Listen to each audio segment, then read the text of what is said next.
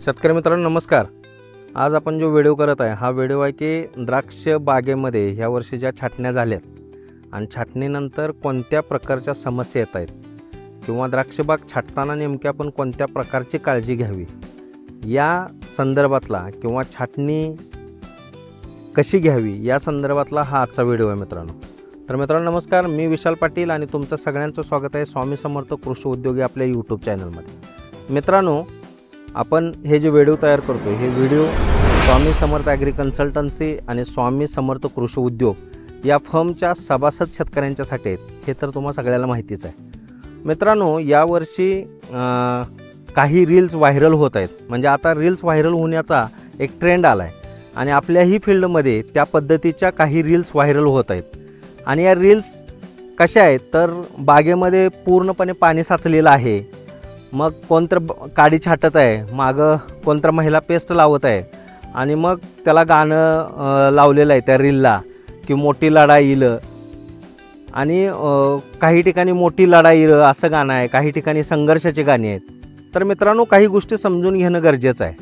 शेतकऱ्याच्या नशिबी संघर्ष हा 5वीलाच पुजलेला आहे, पण म्हणून याचा अर्थ असा नाही की कोणत्याही कंडिशनमध्ये तुम्ही चुकीचा निर्णय घेऊन संघर्ष करून तो चुकीचा निर्णय बरोबर करायचा प्रयत्न करायला पाहिजे। काही गोष्टी आपण आता 10-10, 15-15, 20-20 वर्षापासून द्राक्ष शेती करत आहे आणि ही द्राक्ष शेती करत असताना काही गोष्टी समजून घेणं हे गरजेचं आहे मित्रांनो।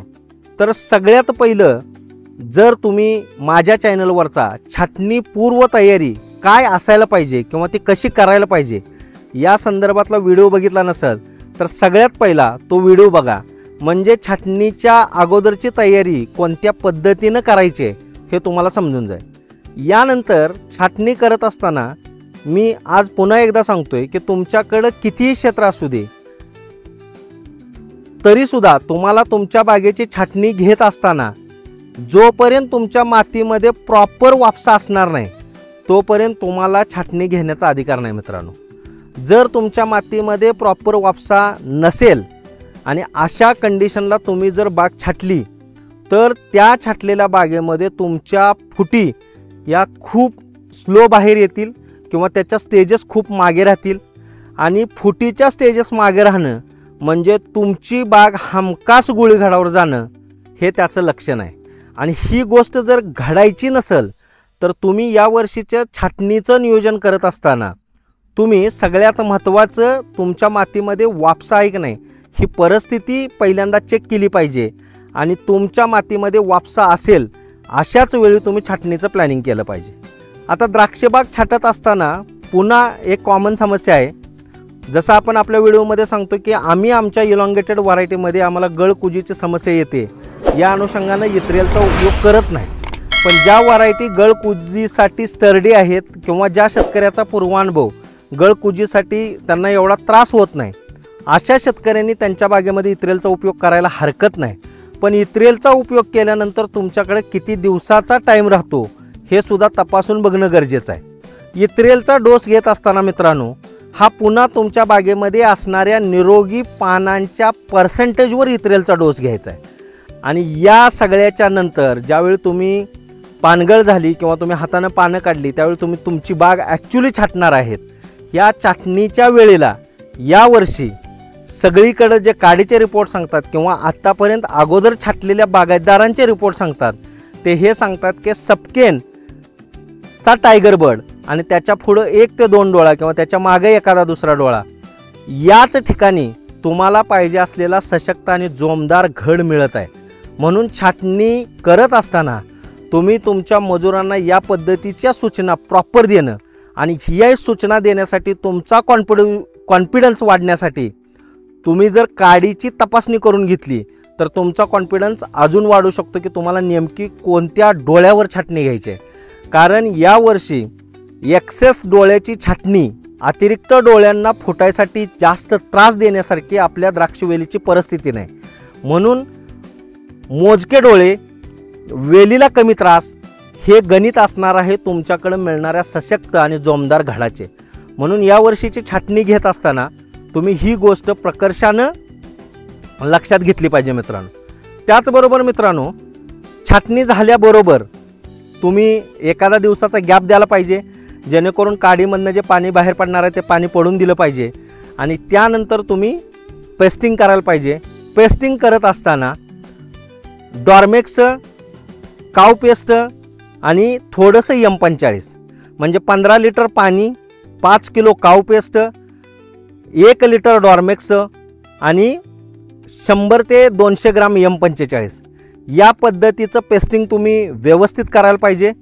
प्रत्येक बोळा हा बुडवून घेतला पाहिजे। प्रत्येक काडीला पेस्ट एकसारखी लागली पाहिजे आणि एवढं सगळं केल्यानंतर सुद्धा काही मजुरांच्याकडनं तुमच्या काडीचं पेस्टिंग हे चांगलं होत नाही।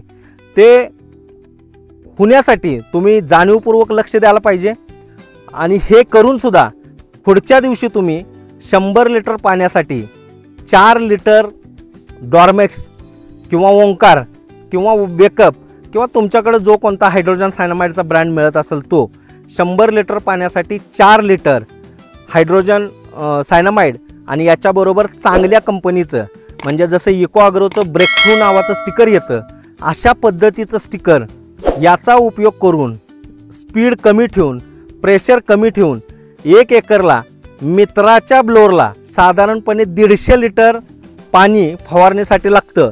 तर या पद्धतीची जर फवारणी घेतली तुम्ही तर तुमची बाग एक समान फुटण्यासाठी खूप चांगली मदत होते। आणि बाग एक समान फुटण्यासाठी आपण आपल्या प्रत्येक व्हिडिओमध्ये सांगतोय की छाटणीपूर्व तुम्ही होल्डर द्यायला पाहिजे।